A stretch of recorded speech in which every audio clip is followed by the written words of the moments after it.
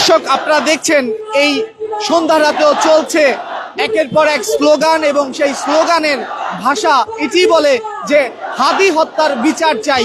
এবং সেই হাদি হত্যার বিচারের দাবিতে গত শুক্রবার, অর্থাৎ গতকাল শুক্রবার থেকেই কিন্তু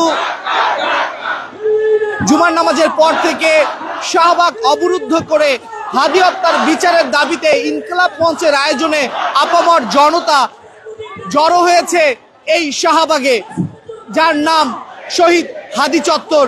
এবং এখানে দাঁড়িয়ে বসে থেকে স্লোগান, কবিতা, গান আবৃত্তির মধ্যে দিয়ে হাদি হত্যার বিচারের দাবিতে চলছে লাগাতার কর্মসূচি।